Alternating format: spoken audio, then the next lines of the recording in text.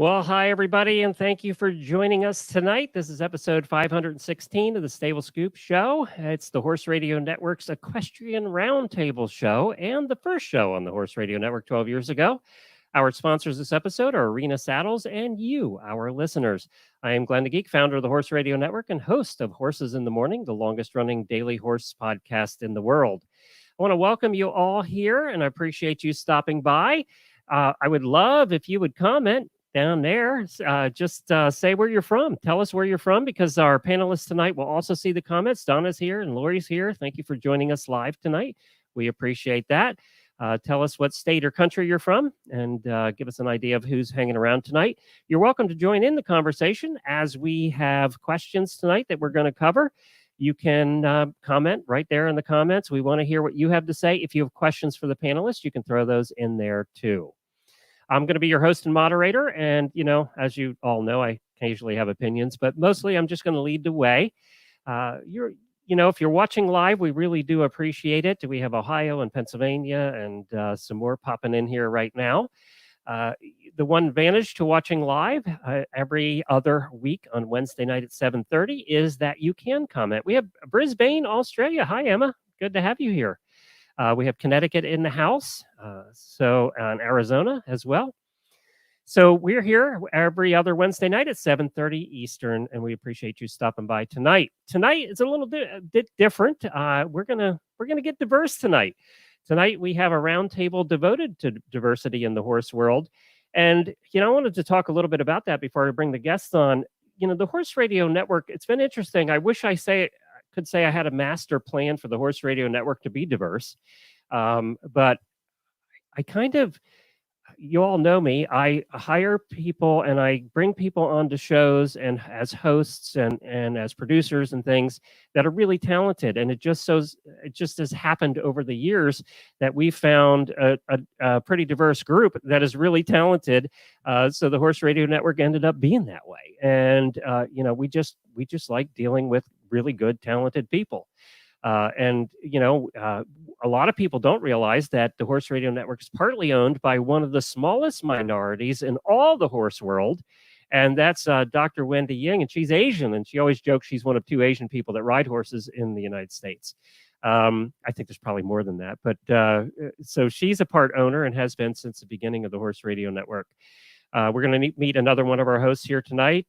Jemmy, of course, you all know. You've heard her on Horses in the Morning. She's our producer, produces and edits a lot of the shows we do here on the Horse Radio Network. And she's my partner in the Florida Podcast Network as well. So I wanted to give a shout out to her. It's her son's birthday tonight. So happy birthday, JoJo. So and of course, I am a minority in the Horse Radio Network. I am the only old white guy. Other than that, it's all women and Philip. And Philip's not old, so he's just the white guy. But otherwise, we have 30-some female hosts on all the shows, and they're much better than I am. That is for certain.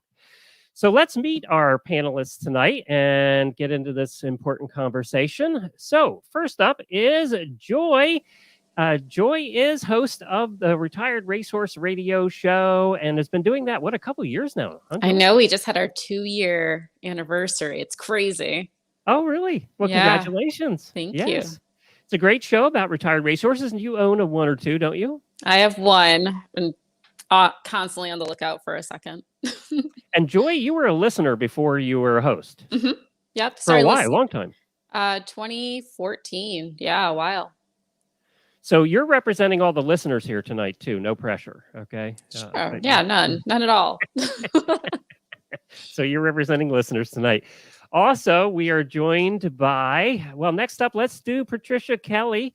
She's a former U.S. Marine, head of the nonprofit organization Ebony Horsewomen, and she's been doing that for 30 plus years. So she's been in this space a lot longer than most of us. She's also an AGALA certified and runs an EHI Equestrian and Therapeutic Center. Hi, Patricia. Hi, Pat. Hi, Glenn. Hi, Joy. How are you? Good. Boy, you have a classy background too. You're looking great. I love it. So, Patricia, you live where? What state are you in? I'm in Connecticut. Connecticut? Okay, great. Is that where the Therapeutic Center is? Yes. It's in the capital city, actually, in Hartford. Ah, you're in Insurance Town. Hartford. Yeah. It's capital of the world. I like Connecticut. All my family is from Connecticut, so I love that. I'm glad to have you here tonight. I really appreciate it. Thank you for having me. I enjoy being here. And then our final panelist tonight was just on one of our shows, was just on Horses in the Morning. Her name is Scnobia Stewart. She is a dressage competitor from North Carolina. She holds a bachelor's degree in equestrian studies, as well as criminal justice and sociology. She's traveled to Germany and gotten numerous medals over there with the German Equestrian Federation. She works in the biotech industry and has served for several years in the board of directors for the North Carolina Therapeutic Riding Center. Hey, Scnobia. Hello. And I will also say that she's making a round. She's going to be on the Dressage radio show this week too. So no pressure. We just have you working overtime this week. So appreciate you all stopping by. Let's get started with the first question. The way this works for new listeners is each of the panelists has submitted some questions. We're going to take one of them, spend about 15 minutes on each, and then move on. So we're going to start with Scnobia. Your question, and I thought about the importance of diversity. Your first question would be the one we're going to tackle tonight. Okay, yeah. So my question is, what is the importance of diversity in equestrian? And I think that's a multi-realm question. I think that we need to have more diversity so that the youth have a role model to look up to that is similar to them. We also need to have diversity. Sorry. Okay. How were you? Are you your connection good? Yeah, I think, Yeah. I think we're good now. All right, good. Go ahead. We also have to have more diversity so that people, minorities feel more comfortable at shows, so that they're not feeling alone. And oftentimes minorities face, covert or overt racism. And I think that if there's more of a sense of unity, there will be less of that. And that's kind of the realm of what I was going with that question. Before I go to one of the panelists, I want to ask you, did you experience that when you were coming up through? I mean, dressage is not known for having a lot of diversity. I have. It's not on a regular basis, but it does happen for sure. Okay. Pat, you've been doing this a long time. What do you have to say to that? There's a misconception about African Americans in the horse industry. When you're talking competition, absolutely. You're kept out of it for a lot of reasons. It's classism and racism. But there are a tremendous amount of African Americans that ride horses, a tremendous amount of African Americans that have horses, a tremendous amount of African Americans that have horse farms in the United States. Problem is, we don't get press.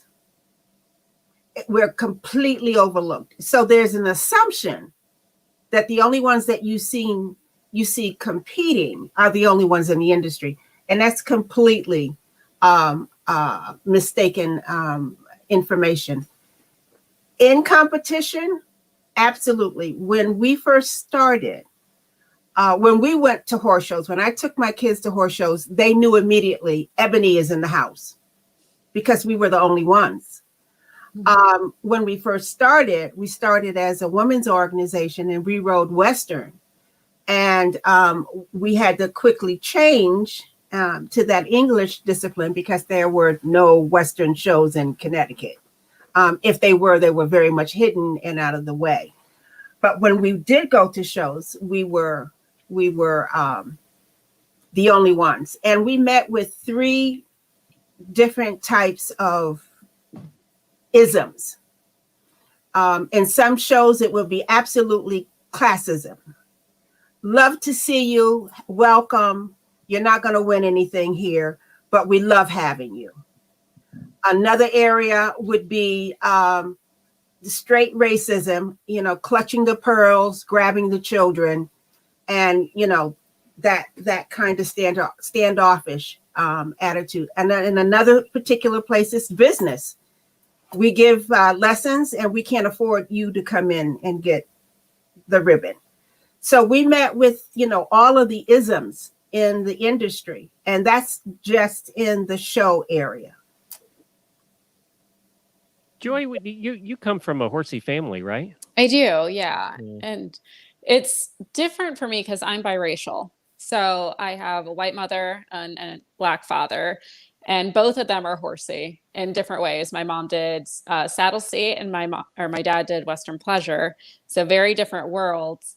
But growing up, I was in 4-H in early 2000s, and as a kid, and I was the only member of color in that. And it is odd. You realize it, you feel the eyes on you. And I think with Pat saying, like, I think it was louder for her.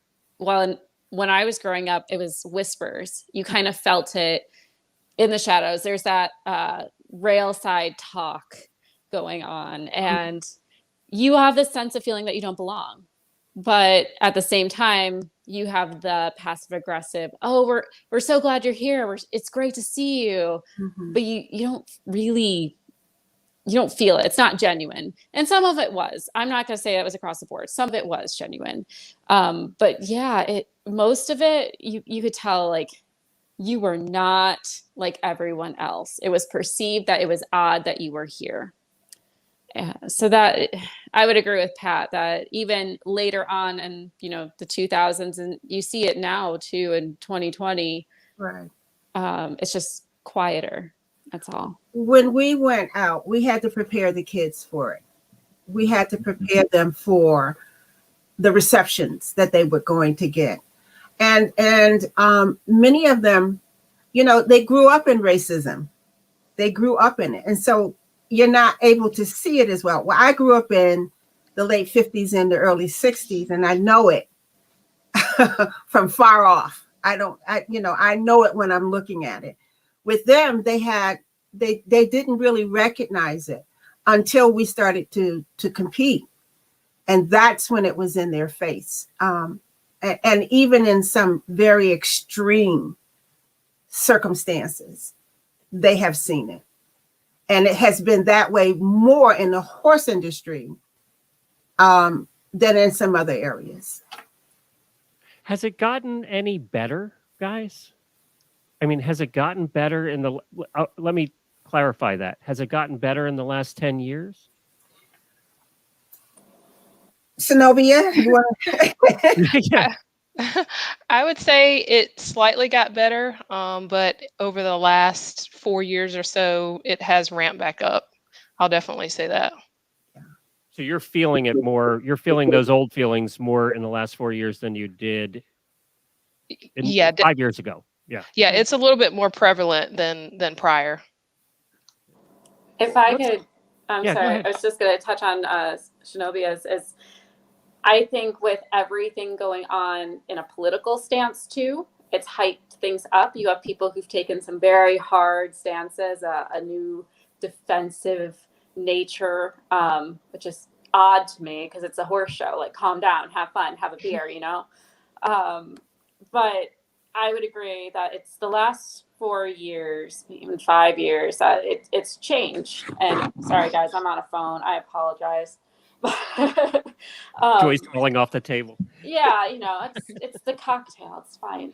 But in all seriousness, it's in the last 4 years, I would agree that people have just taken a different stance, and they're very strong in some old beliefs that they kept at home that are now coming out a little louder. And I think we can say it's attributed to politics in a way. I don't like bringing it to the table, but you can't deny it either. Well, also, you have to remember, I think the horse industry represents classism probably more than the other sports. Golf, maybe the second behind the horse industry. And then you have the tennis. And unless the African American competitor is dominating that particular industry, you're going to meet with it, and it's going to be in your face all the time.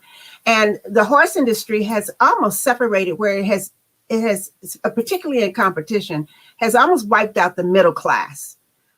You're either someone who has a horse in the backyard, or you're she poo poo, top show ring, and that costs a lot of money. And the the cost of it all runs a lot of people out of the industry, let alone African Americans. And it doesn't matter what color you are for that. I mean, Doesn't classism matter what exists color you are. across the board. Right. But Yeah. if you happen to get that and racism, Right. then it's a double whammy. Right. Scnobia, what are okay, so now we have identified the issue. Where do we go from here? Scnobia, you led this question. Where do we go? Where do you see, what's the solution? Is there a solution? It's probably a long-term solution, right? But is there a solution? I'm not really sure if there's a solution at the moment, but I do think that we're going to have to have more, white trainers that are willing to be inclusive and kind of go the extra mile to include minorities into their programming, whether that be advertising in areas where they usually wouldn't advertise, having promotions so that it would get the word out there for minorities, and just being more welcoming and just inclusive. I think that's going to go a long way. It's not going to go all the way, but it's definitely a start. And Pat, that's kind of what you're trying to do up there with your programs too, right? Yes, but Yeah. and I'm going to just slightly disagree with Scnobia. We don't need white trainers. We need more Black trainers. I can agree with that. That can bring Black kids to shows to compete. We're well qualified. We are well qualified. I can think of so many Black trainers right now. Bruce Griffin is one. I can think of so many Black trainers that can bring our kids to shows. But I agree now with Scnobia. I don't see a solution right away because it is hand in hand with classism. And with all that's going on, it can be connected to politics, but this is something that's been going on for centuries. I mean, let's realize, excuse me, guys, that's the house phone. Sorry about that. No problem. The horse industry has overlooked the Black equestrian. I hope that's not one of my kids. I'm just enjoying it. I can't tell you how long it's been since I heard a house phone. Well, the only reason why I have it is for the internet. I was told, I hope they didn't sell me a bill of goods, but I was told I had to have a house phone in order to have the internet. So we got a house phone. We never. I just enjoyed it ringing. But the history has forgotten the African American equestrian all the way back from the Buffalo Soldiers. My father was a jockey. My father was born in 1899. I just dated myself. Don't do the math. He was a jockey, but his parents were slaves. And on the plantation where they sharecropped after the emancipation, he was thrown into that whole horse world. But the African American equestrian, the 13 winning jockeys of the Kentucky Derby, first 13 winning jockeys were Black men. We're not a novice in this arena. We know this arena. We just don't get the press. And there's so many things, so many contributions that African Americans have made in the horse industry that just gets overlooked. And so when people talk about it, it's like, oh, we should let them in. Well, we've been in all the while, but we don't get the credit. So what you said earlier too is true. 80% of our listeners, 80% of the horse world are trail riders. I mean, they're not competitors. Actually, competitors in the horse world are minority, a real minority. Right. So most of us are just trail riders out doing our thing, and there's no reason for any of us to get press, right? We're just out. We have backyard horses. Joy, what do you have a thought on this, on the future, where we go? I do, and I think it's a long road ahead, and I don't believe I'm going to slightly disagree with Pat and Scnobia, and it's just a long-term solution, and I think it starts with kindness. Kindness is free. There's allyship that we should be. Allyship is huge.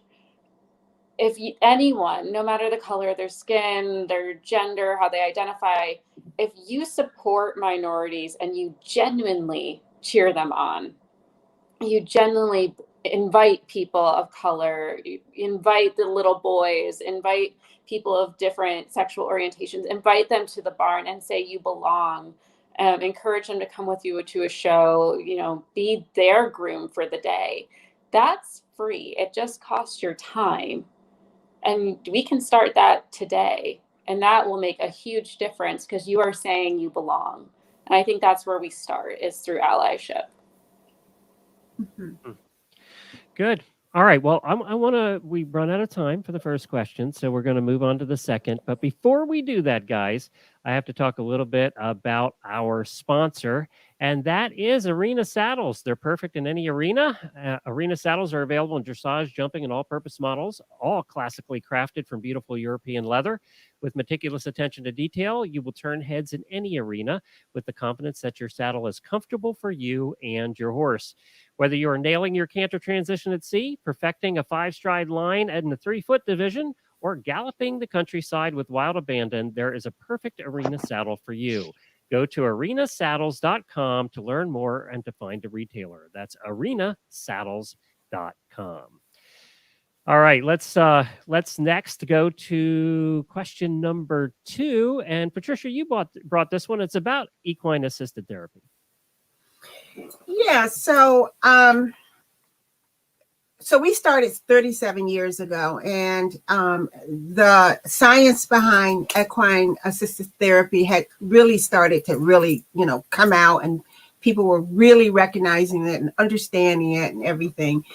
And of course, I started to make the rounds because I knew early on, even when I started riding at 9 years old, it saved me from a really kind of hard time. My parents bought a house in an all-white neighborhood. I think there was 1 or 2 other Black families, and it was a horse from a neighbor next door that really kind of saved me some of that harshness. So I knew early on that was something. And of course, when we started, we knew how the horses were affecting the children that we were serving. So I started to make my rounds to get more information about what is the science behind it. How does it work? So the first person I went to is Greg Kirsten. He is the former husband of the founder of Igala. And he's a cowboy, and he, straight to the point, and could tell you straight up what the horse did for you. Everybody else had this other smooth kind of training. But in all of the trainings that I did, what wasn't there was cultural competency.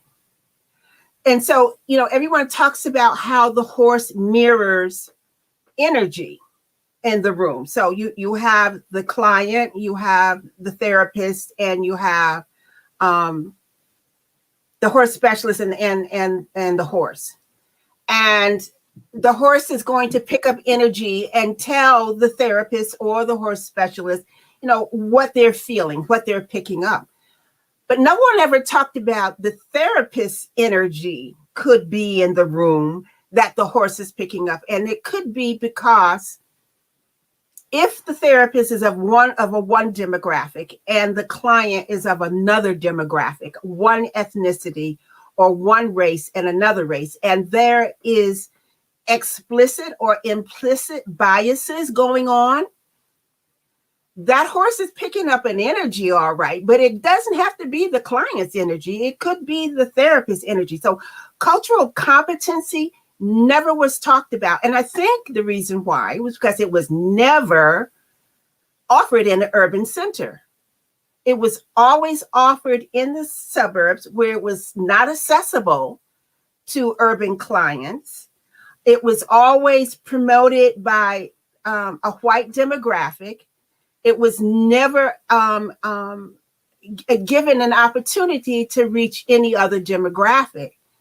And so when you're doing equine assisted therapy and you're using all the tools that the horse can give you, you have to take a look at, all the energy that's in the space where you're giving that therapy. And if any kind of cultural competency is not had there, or there are those biases, that therapist could be picking up and writing diagnosis and notes based on her own or his own bias. And whatever the horse is saying doesn't have to be from that client. It could be an energy coming off. So it's a tricky situation, and it has to be addressed. One, if you're going to serve other demographics, if you're going to serve your urban client, you have to be culturally competent. You have to understand what your biases are, and we all have them. And it could be gender based. It could be a therapist and a gender individual, and there could be biases there. It could be a bias of a female with a male client. It could be, but you have to understand what's in the room, what's in the space when you're given equine therapy, or you're going to misdiagnose. So that's my angst with equine assisted therapy, and so much so that we began to become a certifying agency ourselves, absolutely looking at cultural competency and making it accessible for the urban client. Scnobia, you dealt with this with the Therapeutic Riding Center. So what did you see? What was your experience? Yeah, so a lot of similarities to Patricia. So I think that it is more of a classism issue as far as the accessibility and cultural competency in therapeutic riding. The word just is not out there to reach minorities, and it's a classism thing as well because it's often expensive, often Medicare or just regular insurance companies don't cover those services. So it's difficult to get a diverse group of children or people into those therapeutic riding centers. And it's not just a race-based thing, it's more of financial accessibility and classism, things like that. So I do have a question. This is for Pat or Scnobia. Is it also true of white kids in the city? Are they also not getting that experience as well, or any kids in the city? Generally, any kids, but absolutely African Americans. Now, a white child can travel to the suburb, right, and I'm not actually speaking about therapeutic riding. I'm speaking about equine assisted psychotherapy. Oh, okay, gotcha. Is what we do, and that can be billed through insurances. So there, so the urban client that has less funds available can get that through insurance companies. So and aren't those referrals coming from therapists? They are now, because we are giving that service in Hartford, Connecticut. Heretofore, no, because who's going to travel to the suburbs? And when you get there, you're like, people are like, oh, why are you here?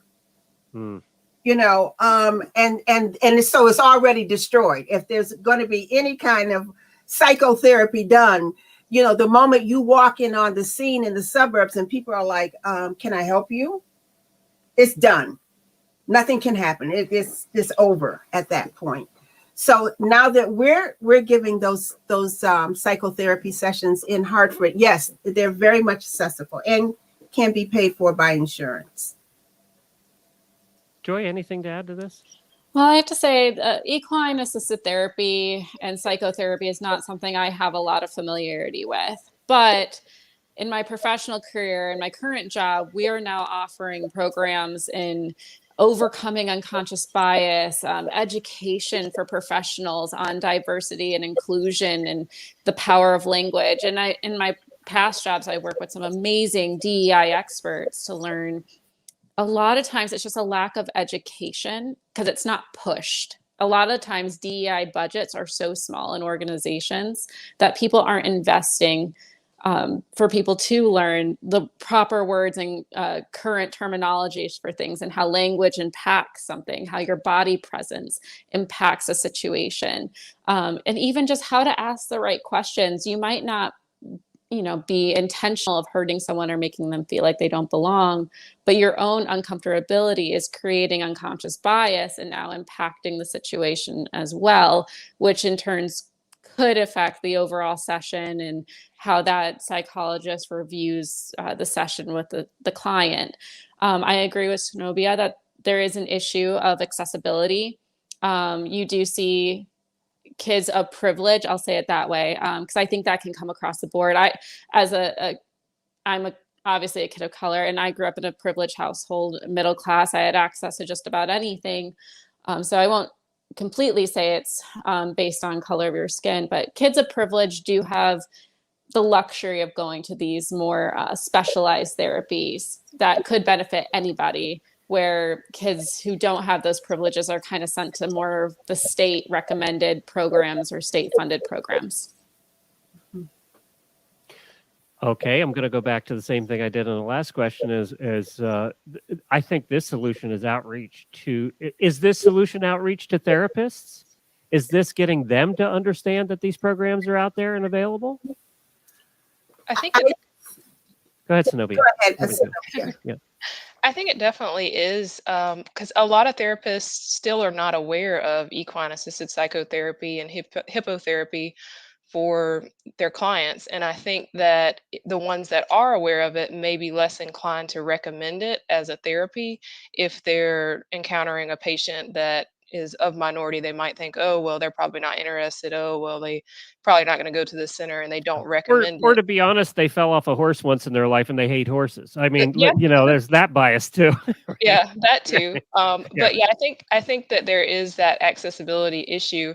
And then also, just because the insurance, does cover equine assisted psychotherapy and hippotherapy doesn't necessarily mean that that specific policy or policyholder, are going to actually cover it. Just because it's in there, it won't necessarily get covered. So there's still a lot of accessibility around insurance issues there. So Yeah, For us, with Joy saying, kids of privilege can do, it took a good 15 years to convince people in our sphere that horses were beneficial to children of color, where it was always thought of as being very beneficial to white children, but not so much Black children. And so it took a good 15 years to beat those doors down, to show that, yeah, the Black child can, or the Hispanic child can benefit from equine assisted therapy and psychotherapy.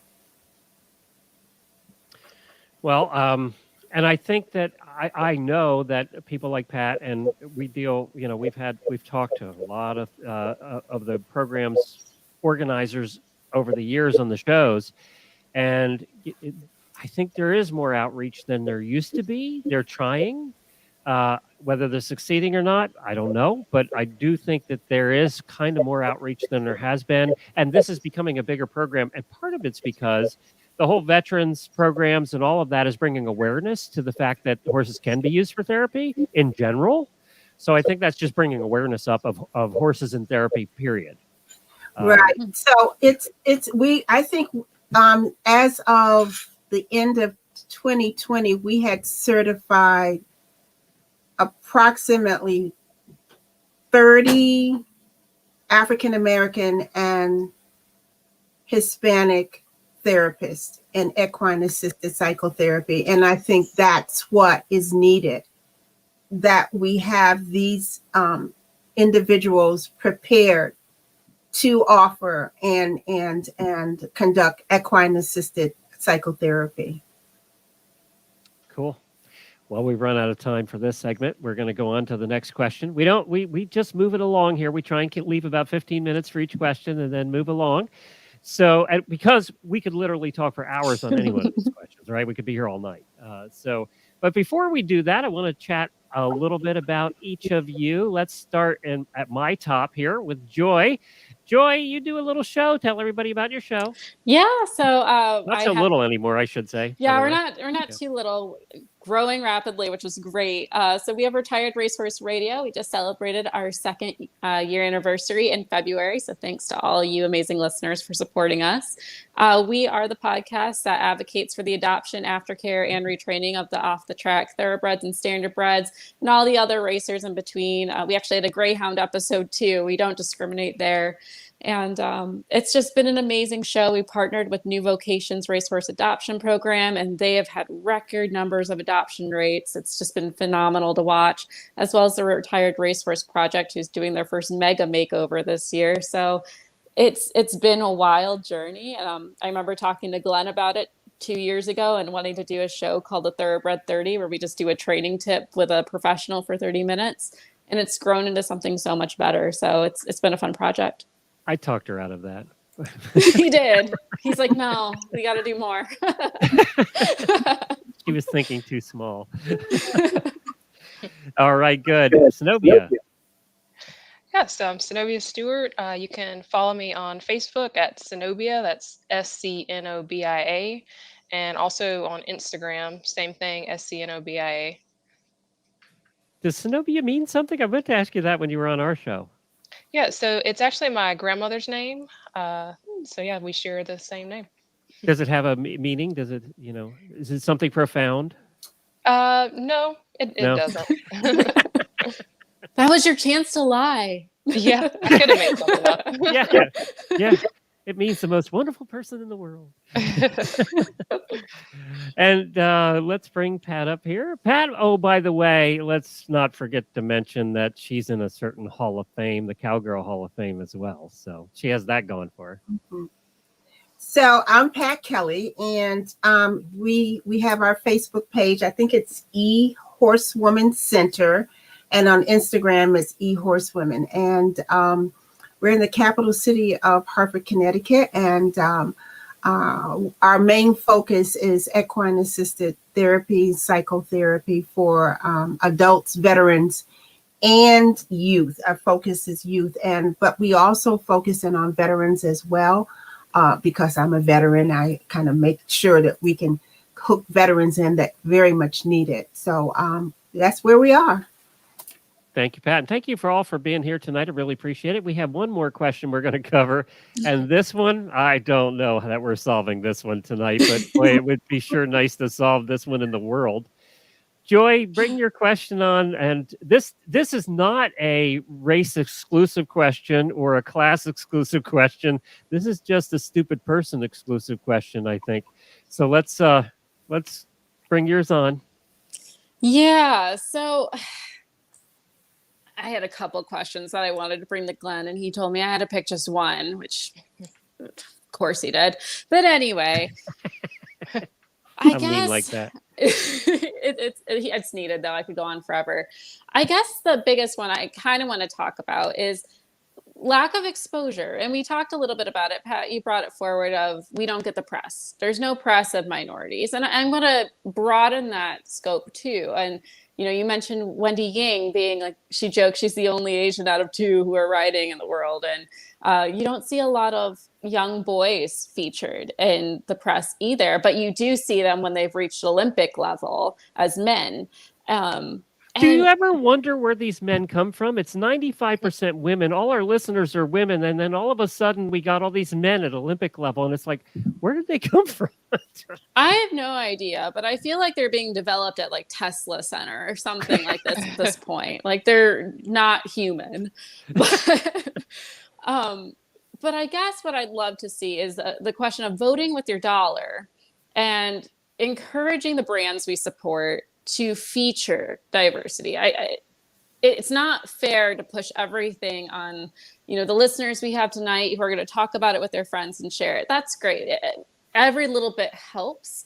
But what it really comes down to is getting faces, on Instagram, on Facebook, getting them in the magazines, seeing more movies and television shows featuring. I thought it was great when I think it's called Free Reign that came out on Netflix not that long ago, featured a Black girl as the protagonist in a horse movie. And I was like, what? That never happens. She's always blonde and the farm's always falling apart. like, and it was a completely different situation this time around, but I think it was so needed. I mean, my hero was Carol Hansen from the Saddle Club growing up. I was like, there's another one out there. Oh, that's great. I had no idea. But she was my hero. And then that show disappeared, after the 2000s. So I guess what I'd love to know is what your opinions are and how we can see more press. How do we push for things? We've seen a couple things come out. I think Bridgerton being a great show as it is.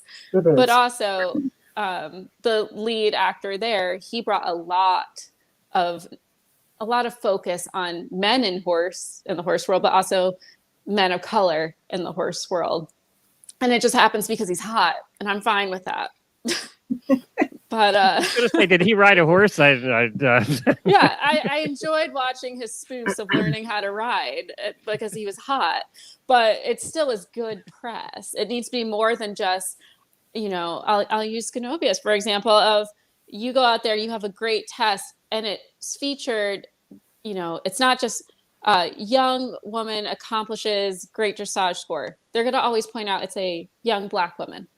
That always gets pointed out. Why can't it just be the face? Why can't you just have the exposure without it seeming like the token piece, if you will? Like we hit our diversity number for the month. Like, right. What are your thoughts on that, I guess? So Scnobia, she called you out first, so why don't we go? Sorry. Oh no, that's okay. Yeah, I think there has to be some consideration for the motivation behind the press. If it's just to meet a quota to say, hey, we featured a Black girl this month, okay, we're doing good. But if it's actually, from the heart, we want to diversify equestrian, the industry, then I think that is good press. And I think it does need to be more representation, and that's going to come from those press opportunities and companies having to take the initiative there. But also us as Black equestrians, we can take the initiative as well and reach out to these companies. And I've done that in the past. That's how I was featured in the Smart Pack calendar. I just reached out and said, hey, would you all feature me? And they featured me for 2020. So there's opportunities out there. It's not easy, but I think that we can move in a positive direction by taking the initiative. Pat, before you jump in, let me just give a shout out to our friend Stanford over at Black Reins Magazine too. He's done a great job of doing that magazine and also just getting the word out that there are African American equestrians out there that are doing wonderful things, not just through our program, but through his magazine and through everything else. And we've been doing this a couple of years now, and some of our best guests that we get the most comments on come from Black Reins Magazine. Scnobia is one of them. I just wanted to give him a shout out. He deserves it. Go ahead, Pat. So I with what Joy talked about in terms of our dollars, you have no idea how much money we spend as African Americans. Mm-hmm. We buy trailers, we buy trucks. Black Reins, I hope you're listening. We buy trailers, we buy trucks, we buy horses, we buy gear. If that could be harnessed and could show companies the amounts of money that we spend in this industry, I bet you we can change some things. But because we're not seeing and we're not pushing how much we're spending, it goes unnoticed. So that's one thing.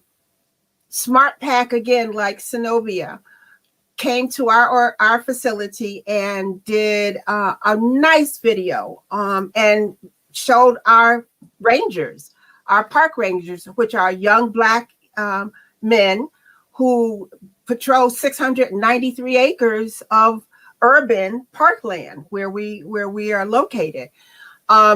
We, as Scnobia, maybe we have to push the envelope ourselves. The other thing is, what does get press is the English world. Mm-hmm. I'm a cowgirl. I'm straight up a cowgirl. I teach English, but I'm a cowgirl. And there are a lot of men, Glenn, in the quarter horse world, but they don't get the press that the English discipline gets. So I think there's an imbalance there as well. And I believe that there are more Blacks in the Western discipline that are making headways. I can, we talk about, the rodeo piece of it, Fred Whitfield, Charlie Pee Wee Sampson. There's so many, you can go on, but it's not in the English world. So it's almost like the Western discipline is like the stepchild. So, we need to do something about that as well. So I think to cap it all up, Black Reins, if you could do a study on how much money we are spending in this industry, I bet you we could turn some things around. How do you think? What do you think? Joy? I mean, I love that answer. I'm always a fan of data. I'm a science person first and foremost. Mm-hmm. And I think too, like, as a consumer, I think we have a responsibility to look at what these companies promote and how they promote. I think a lot of companies, especially big companies, they take it easy. They go with what works, what's been working. And if it's featuring a size 2, blonde woman in every modeling photo of their catalog, but it's still making money, that's what they're going to do. And I've seen some companies, SmartPack is one of them, who's gone above and beyond of trying to reach out, and they've been creating more diversity and doing more, just more initiatives, I think, than others. Carrots is another one who tends to have more diversity in their models. And I think size inclusivity also has to be a part of that. Not everyone's going to be a size 2. That's not realistic. Not everyone is that body type, which discourages. I would put Carrots on the top of all the equestrian brands. They do it, and they always have. It just always have been that way. Yes. Yeah. I would agree with that. And I think there was one time I actually took the time, and it's not to, I won't say the company's name, I was just do a catalog, but I was going through their catalog and I counted the same Black model 3 times through that whole catalog. And I think I found the only men were like the tiny tot lead line boys for their clothes. But that's all you saw. That's because they didn't make men's clothes back then. Glenn, this was like 2 years ago. Oh, okay. Yeah, when I met Jennifer, there were like no men's clothes to be had. No, but I mean, like, this was a big company who I think is making some strides, slow but steady. But it shocked me and it saddened me. And I think it's worthwhile, if it's a company or a brand you want to support, write them a letter, go in their DMs, demand something different. And to me, that goes back to that allyship, right? If you're there to help, you're here to make change. They'll do it if it means they're going to lose money. That's what it comes down to. You vote with your dollar on everything and anything. Right. Area, I think, has made some strides as well. If you look at their catalog, you're going to see more African-American models in there as well. And they have been supporters of our organization also. And I think they're very conscious of the shift that needs to happen in the horse industry as well. So, yeah, there are some, but not as many as there should be. Because, again, we're spending a lot of money. Mm-hmm.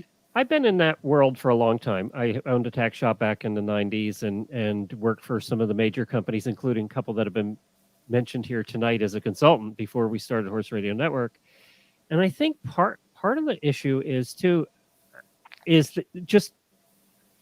I don't think it's intentional. I think they just didn't know what they didn't know. They didn't know it was out there. It's what Pat said. Nobody knows we're out there, right? So it's kind of out of sight. A lot of these places are located in places where there's not a lot of African Americans in the first place. So it just, I don't know that some of it may have been intentional, depending on the company, but some of it I don't think was. I think we're going to see some change in that, in the marketing side, what Joy's talking about. I think we're going to see some change in that now in the next couple of years, and I hope so, as more awareness is there. More of these companies are more aware. And I'm not making excuses for them. I'm not doing that at all. I just think, I didn't know what I didn't know either before I met Joy and Jemmy, and we had long conversations, and I never thought I was racist, but it turns out I was, in many ways. But I just never thought about it. It's not something we had this conversation, right, Joy, for We 8 hours did. one night. Yeah, it was also great because we were sharing an Airbnb. So I was like, well, now we're trapped together after this conversation. So I hope it goes well. Yeah, my wife went to bed. She was like, I'm out of here. I'm not going to listen to those two talk about this. But I think it was great too, because, Glenn, you've been an amazing ally through this. You're a great example of it because you ask the hard questions. You're not afraid to, even setting this up tonight. It's always going to be a little controversial, right? Even though it's kind of the thing to do, which I almost hate saying. I almost hate that it's like, it's cool to talk about diversity right now. Well, you know what? I thought about that, Joy. Before you finish, I thought about that. And I really did think about that. I said, am I jumping on? And then I thought, no, we've been doing this all along. It's just not been a thing. It's been a normal course of operation for us. Yeah. So that's why I was okay doing it tonight, because I don't think we're jumping on. I think we just do our thing, and it happens to be inclusive.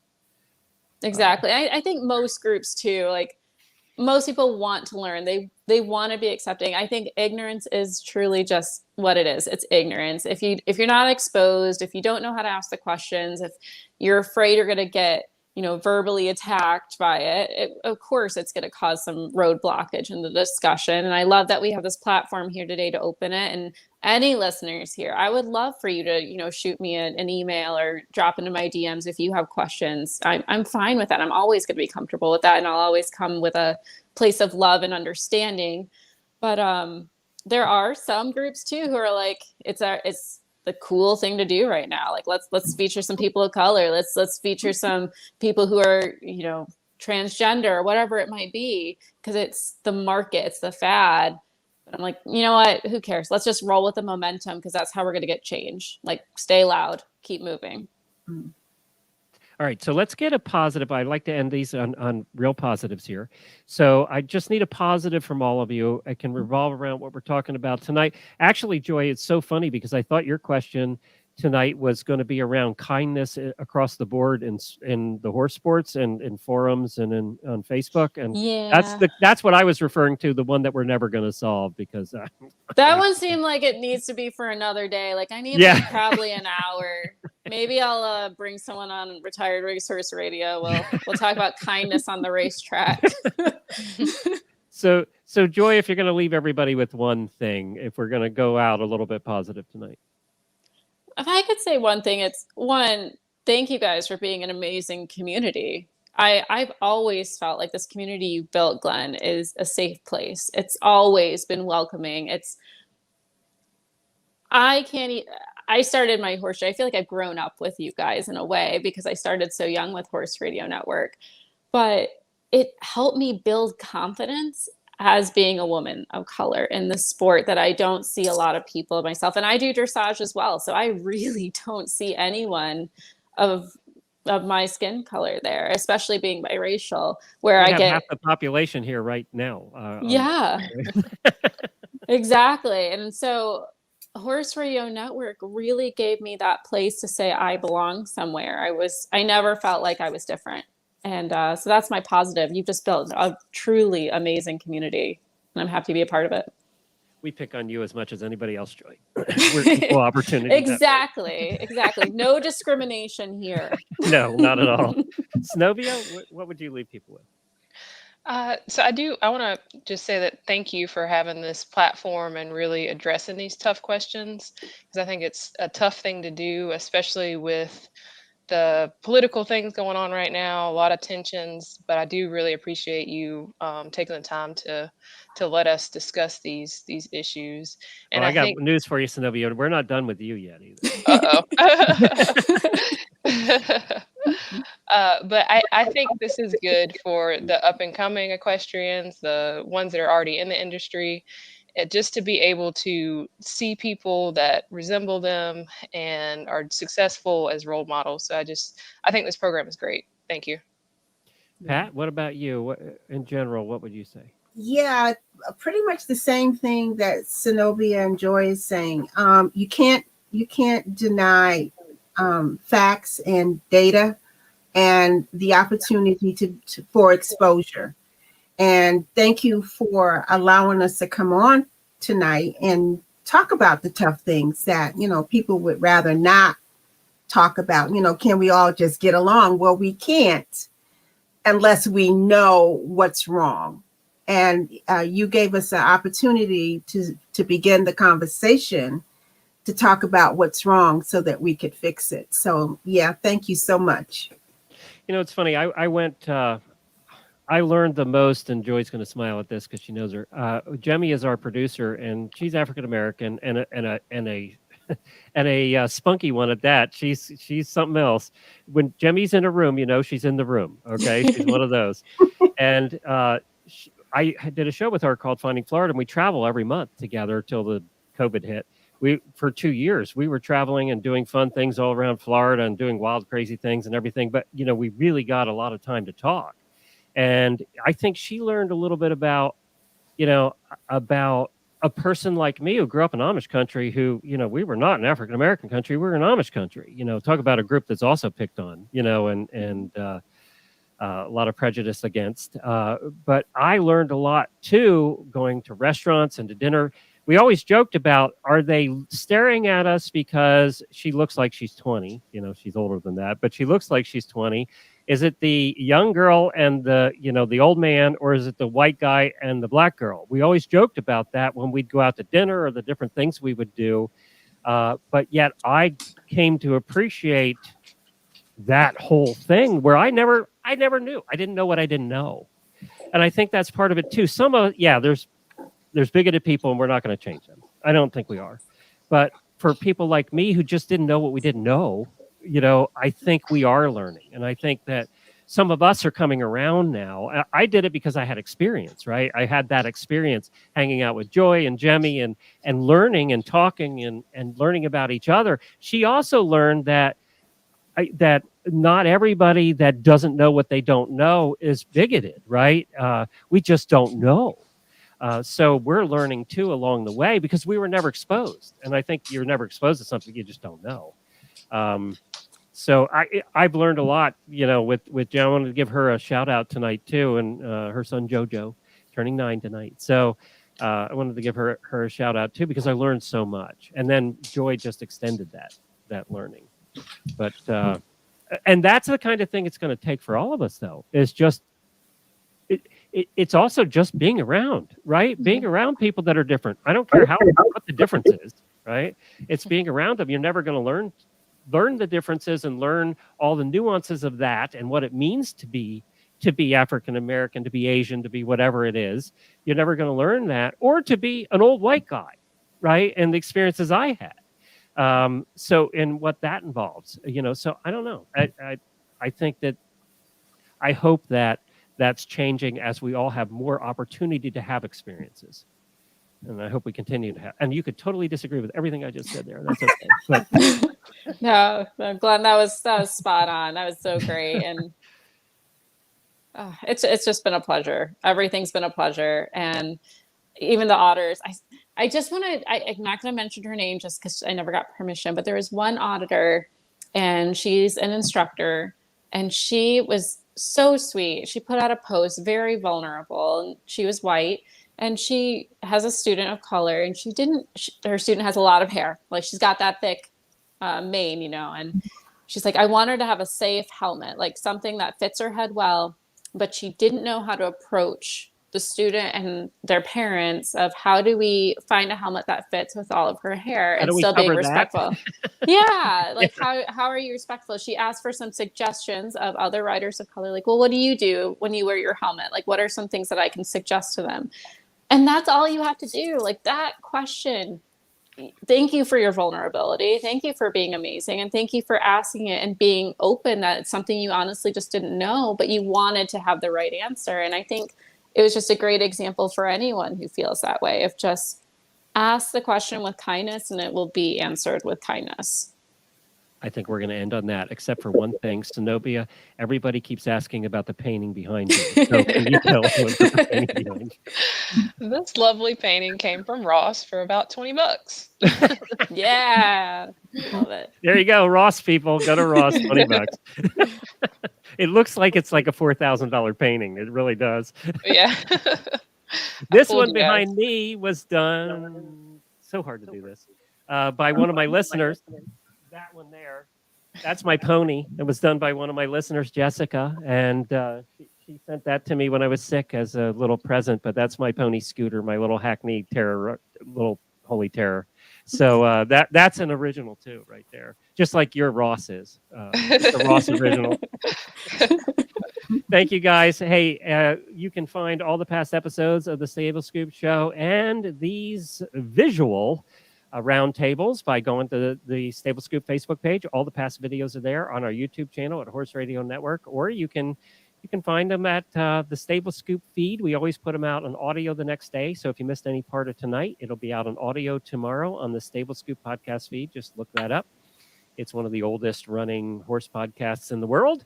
Many thanks to this week's sponsors. We have Arena Saddles, and we also have our auditors, our listeners who help support the network and keep it going, like Joy. Really appreciate all of you guys as well. Thank you all for joining me tonight. This has been fun. Let's do it again. Scnobia is going to do it again tomorrow night on the Dressage Show. So thank you for doing that too. You're going to meet Reese and Philip, who are also a joy to be around. They're so much fun. Philip's Canadian, so he has to be nice. It's required. And Reese is just naturally nice. So you're going to have a great time on that show. Right. A lot Looking of fun. forward to it. Thank you, Pat. Thank you, Joy. You're Appreciate quite it. welcome. Guys. Pleasure. All right. Take care, everybody. Thank you for joining us. Okay. Thank you all. Night.